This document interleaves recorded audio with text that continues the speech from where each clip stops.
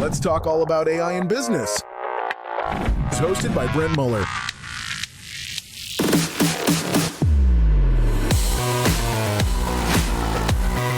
Welcome to the Future Proof Podcast.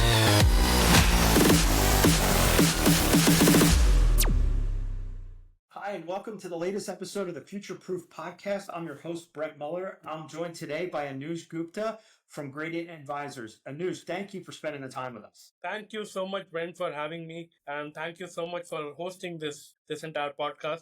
I've been listening to it, and I found a lot of very interesting conversations.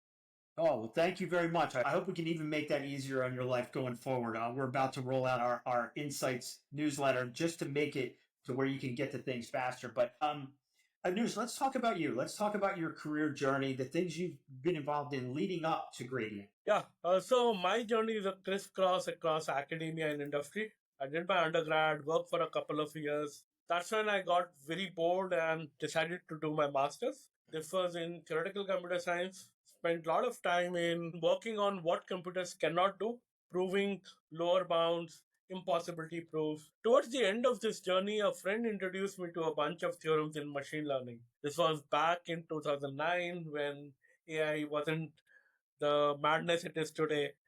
And that led me to start to explore this whole area. Early 2012, I joined an early stage startup. We did a lot of work in machine learning back then. Luckily got acquired by Freshworks, which is a bigger fish of this market. Yeah. And post that went on to set up AI teams for Fortune 50 companies like Huawei, Intuit. While all of this was happening, I was also authoring a book called Practical Natural Language Processing. Oh. The book gives a point of view of how do you do AI when you're part of product teams and startups as opposed to research labs in academia. The Big book difference, has gone right? on to Big do, difference there. and the book has gone on to do very well.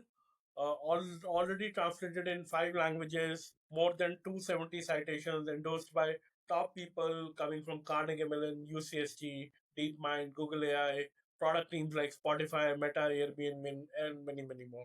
That's awesome. Yeah, we'll put the links to the book for sure below the podcast. Yeah. Absolutely. This is when I realized that I think I have developed a very niche skill of how do you do AI that leads to large business outcomes. And that is what led to the genesis of Gradient Advisors. So now we work with the selected companies, both early stage startups as well as multinationals, helping them work across the entire spectrum of AI.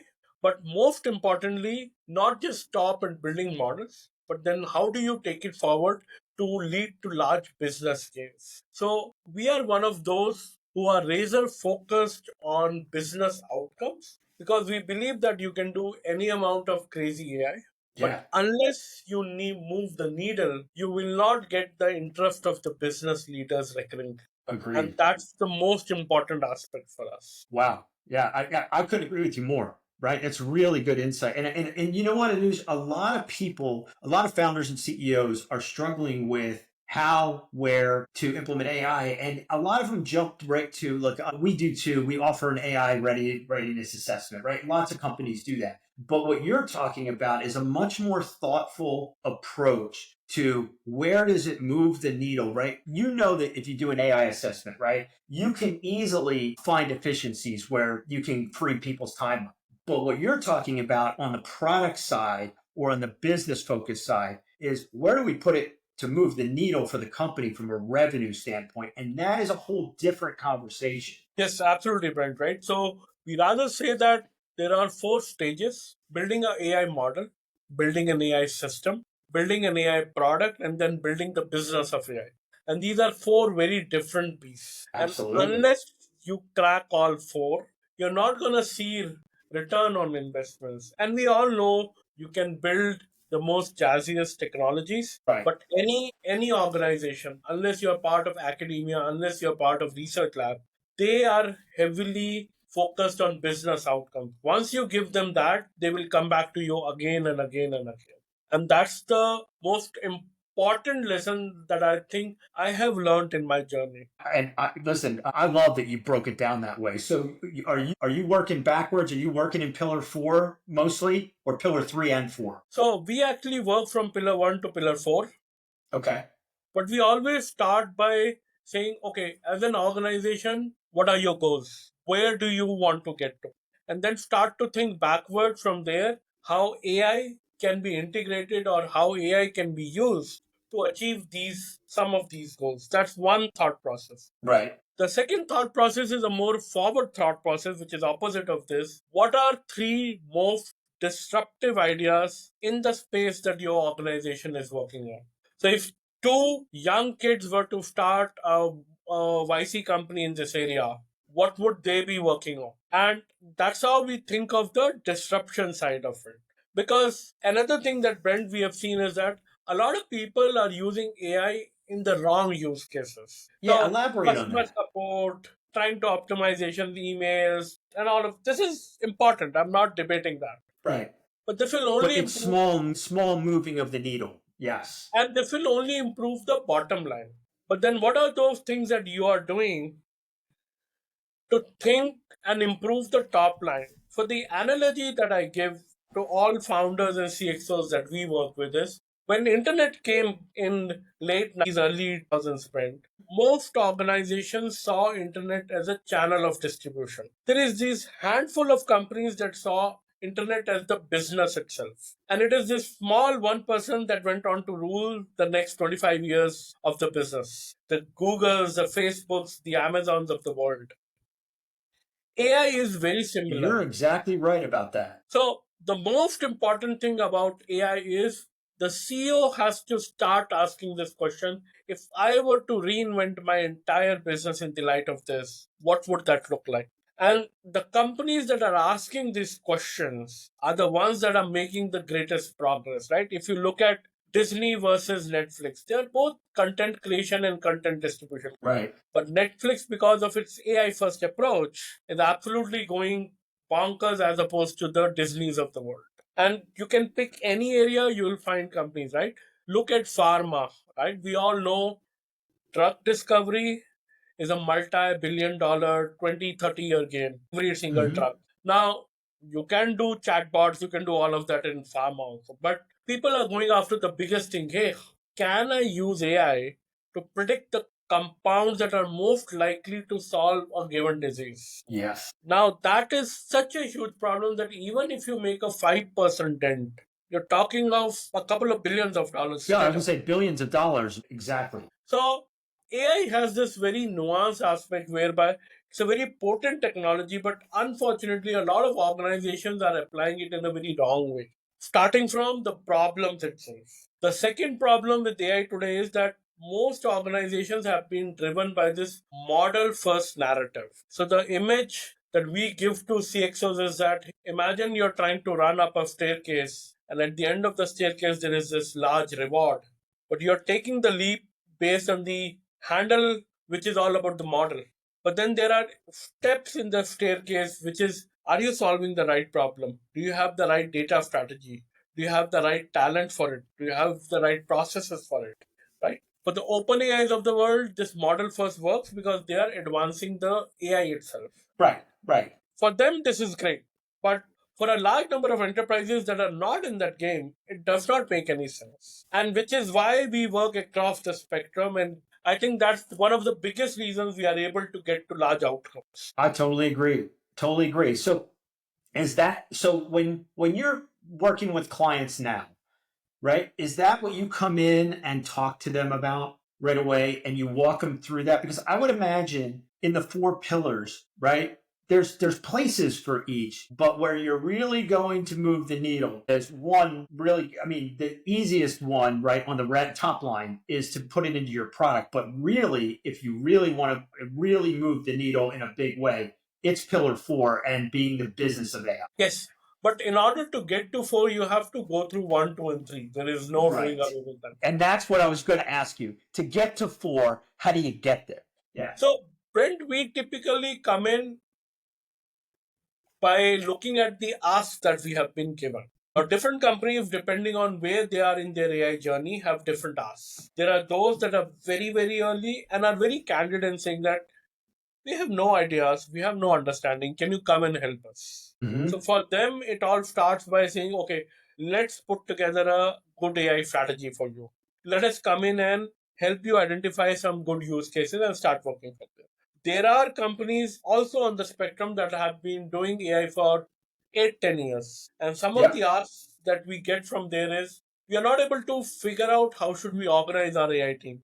Should it be a more vertical with each business, or should it be a more horizontal? Right. So it all depends where the organizations are. We always start from the ask, but when we are looking at the ask in order to solve the ask, we also do a holistic kind of build a holistic understanding of where they are in their AI journey, and then Mm-hmm. start to work from there onward. So it's almost like a patient coming to a doctor saying that, hey, I might have a pain in my knee, or I might have a headache.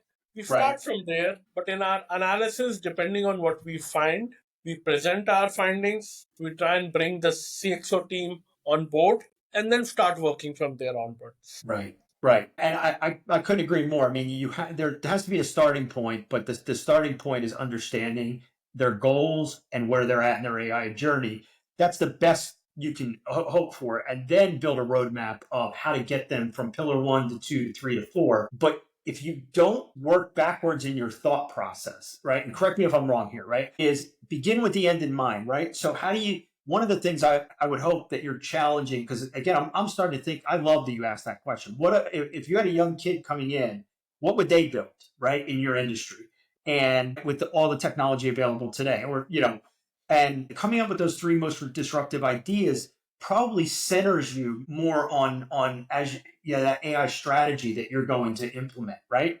I would guess. Yes. See, at the end of the day, what matters is the impact. Now, Yes. if you build a very jazzy technology, of course, you will get the attraction, you will get the eyeballs, right? But But it'll be then, short lived.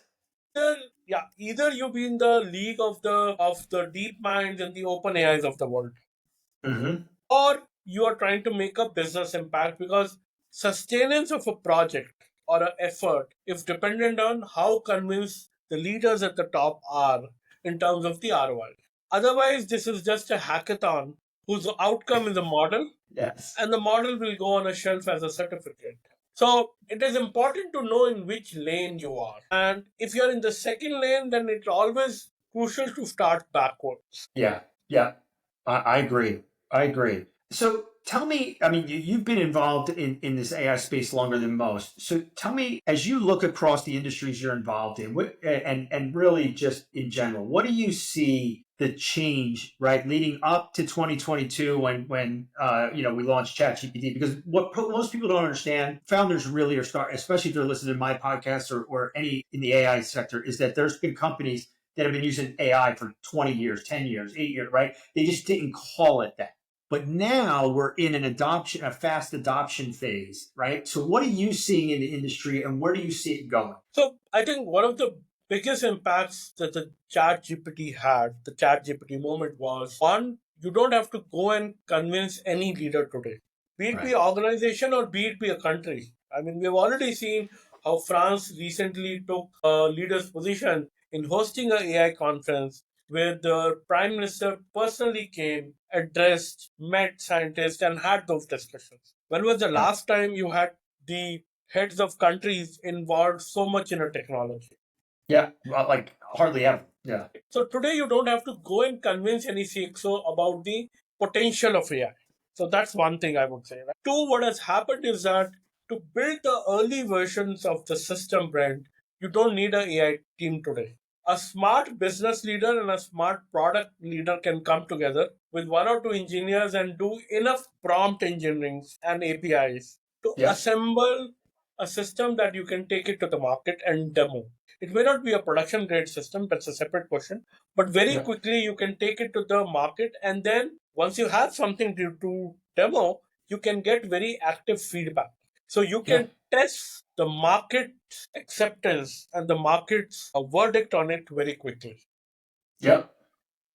And you are no more tied to the AI teams, the people holding the PhDs and the postdocs anymore, at least to build a V0 out. Right. The third, I think the change happened is that you have a fair degree of intelligence that is available off the shelf as a plug and play. So no matter what problem you're solving, for most problems, you can get to decent accuracies by using Mm-hmm. the various models, either the open source versions, the llamas, or the APIs versions of the world. So these three things have changed drastically. The one thing that I believe has not changed is that, which is on the adoption side, most businesses are not thinking of AI or their entire business in the light of AI. So they are still kind of running the same race, Yeah. but once in a while taking an extra medicine called AI.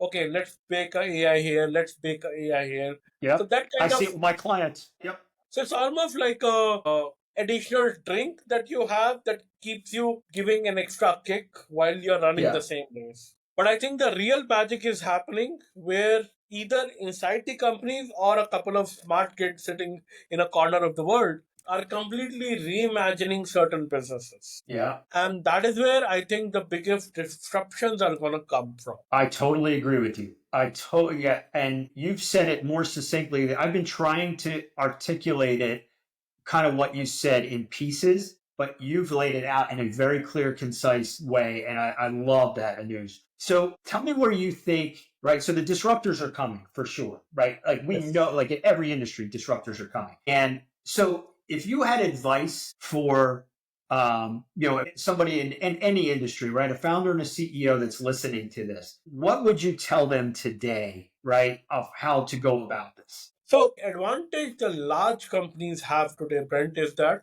they're sitting on huge piles of cash, which means when a right startup that can potentially disrupt them comes up, they can acquire them and kind of Yes. work with it. But we all know it doesn't happen as simply as that, right? So, I think what organizations literally have to do is hire some of the smartest kids directly as part of the CEO office and tell Mm-hmm. them your job is to burn down this company. What will you go and build?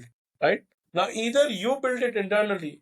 See, what Google did to Yahoo or what Amazon did to Walmart's, these Yep. kids can do to the Googles and the Amazons of the world, and we are already seeing, right?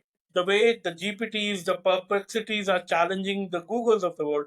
Who thought that somebody can challenge Google in their core technology, which is search, Right. right? But that has started to happen. Yes. So the faster you move, the earlier you move, I would say, the better it is. That does not mean that all your AI initiatives will lead to success and all that. No. No, but it's not as costly to try, right? Yes. You might burn your fingers right, early on, which is okay. Unless you Yeah. do that, you won't even learn what it takes to do stuff. But you're not burning the house down. You might burn Yes. your fingers, but you're not burning the house down, right? So my suggestion is start early. Start as early as you can. You might not work on the right use cases that are still okay, but Yeah. start early. Start understanding this technology because a lot of people believe that we have built software for 30, 40 years, and that's true, right?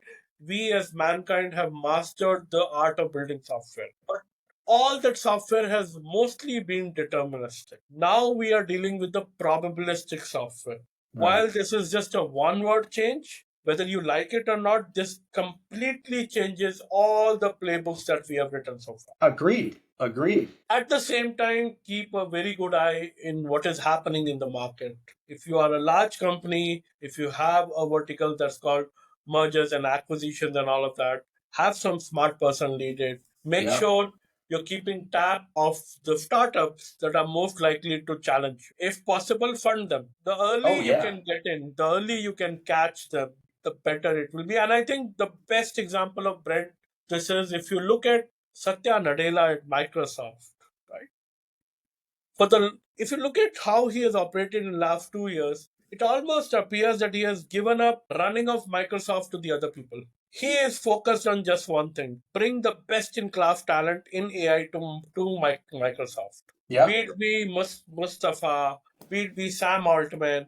Whether those things worked or not worked is a separate question. Right. He has always been there. Something happened at OpenAI. Sam Altman wasn't there for a couple of days. There was this announcement he's likely to join Microsoft. That's the kind of, I think, razor focus CEOs will have to bring.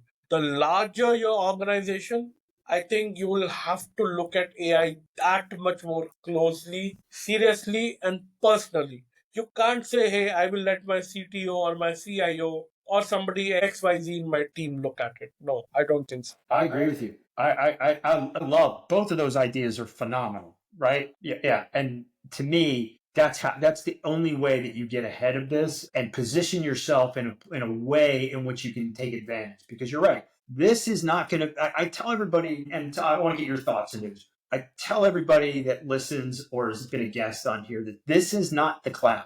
You can't, this is not what you wait on, right? This is a major disruptive technology that is not, hey, you burn it, you let this burn in and you can wait and adopt, because you remember when the cloud came in, everybody just, it was hey, we just kind of dip our toes. We're not even sure what it is. We figure it out. AI, when you put that in front of people, they know what, they can see what it is and they can start to understand it, but then they get paralyzed on how and where do I attack my company and implement this? And your four pillars to me make the most sense. But the way in which you've laid out how to look at it, that's really, really smart. So, all right. So just tell me about any other insights that you had through Gradient, right? You've seen it across clients. Before we get into my last couple questions, but any other thing you want to share in news, because you're really in an interesting and very good spot to be able to see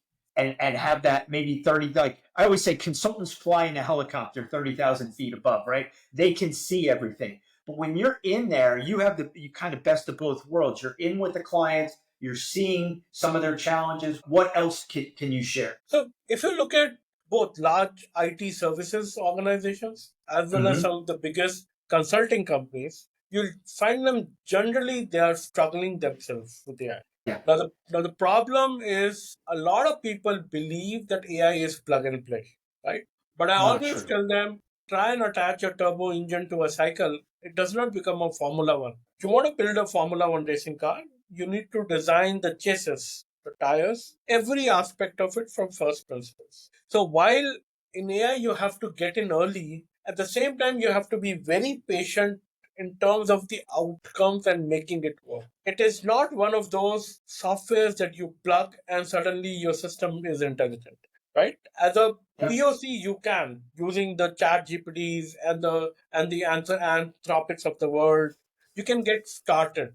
But your biggest challenge will come if your product or offering finds traction. Because once it finds traction, you will have more customers, you will have paying customers, they will demand higher accuracy. Yeah. How do you go from 80 to 85, from 89 to 92 to 95, or whatever problem that you're solving, right? Tesla, despite somebody like Elon at the very helm, is still not 100% autopilot. We all know this. And that's another nuance of AI. That's how the very nature of the technology is. So it takes time to build that capability. So it is important to start early, but at the same time, also understand that you are not looking for vendors who will come and plug and play this. What you have to look for is a partner who will do a more deeper integration on, are you solving the right problem? How do we synergize a human, because it's not 100% automation, so human is going to remain, the machine is also going to come in. How are you going to orchestrate traditional systems, a human, AI systems, metrics, and all of this has to come together to work together to move the needle. Yeah. Yep. So this is almost like a orchestra that you have to manage it very careful rather than just a plug and play. I would say that as the one. Totally agreed. Totally agreed. All right. So this has been fantastic. You gave me so much great stuff here. I've got to ask you a couple final questions. One, what does Anuj use personally AI to do to help you be a more productive CEO? So one of the things that I've set a goal for myself is to try one new tool every 3 days. There are so many tools are coming, Brent, and some of the tools that I was using a year back, I'm not even using them. But this will keep on. There's better ones out, right? Yes, there are better ones, or the older ones could not keep up, or for whatever reason. But the rate at which they are coming is absolutely impossible to even keep track of them. Right. So one of the things you can do, and no matter who you are, I mean, this I would suggest as advice to anybody and everybody, The next workforce is somebody who does not just know AI tools, but knows how to work with any AI tool quickly. I recently tried a tool called napkin.ai, It's awesome. whereby if you give a description, it comes up with these very amazing illustrative images. And Yeah. especially if you're making presentations, it's a very good tool. Now, Yeah. is this the best tool? Maybe not. Right. The point is to keep trying newer and newer tools after every couple of days. I think that's one way to kind of keep track. Second is to follow a couple of very carefully crafted people on social media and know where the state of the art of AI in terms of foundational stuff is going. Yeah. So I would say Yeah. two extremes, one on the application side and one on the foundational side. Yeah, I love that. That's great advice. Great advice. All right, last question. So, great advisors, you have some growth goals, right? If I were to give you a magic wand to do one thing with it to solve one challenge, so you can blow those growth goals out of the water, what would you use it for? So while a lot of CXOs today are talking about AI, but Mhm. a lot of them are kind of slow in Yeah. terms of actually moving forward. This is something that it is not purely from a consultant point of view of way I'm saying, but in general, it is important for organizations to move fast, try things out, fail early, rather than say, hey, we're going to wait until AI perfect itself. That might not happen anytime soon. But the point to be thought is that even with this imperfect technology, a Mhm. lot of things can be done, a lot of new products can be built, a lot of known business models can be disruptive. Yes. So that's the potential one needs to really tap in. So what is needed is more awareness among people at the highest levels, and not just in, I would say, industries, but across countries, across organizations, the very potential of what this can be done actively rather than just have conversations and just write on Twitter and LinkedIn. Yeah. Yeah, I couldn't agree more. Anuj, thank you for spending the time and sharing this with us. You have been phenomenal. And for just, we're going to put all the links for your stuff, including your book below. But for anybody that wants to get in touch with you to talk to you about Gradient, what's the easiest way? I love it. I love it. I'm hoping that we can introduce you to some folks, because our goal in our mission with the podcast is to connect companies with folks like you to help drive growth and institute AI faster so they don't get left behind. So this has been one of my favorite ones. Thank you so much, Anuj. Yeah, this is my pleasure. If you're ready to embrace change and lead with innovation, be sure to subscribe and never miss an episode. Thanks for tuning in to the Future Proof Podcast.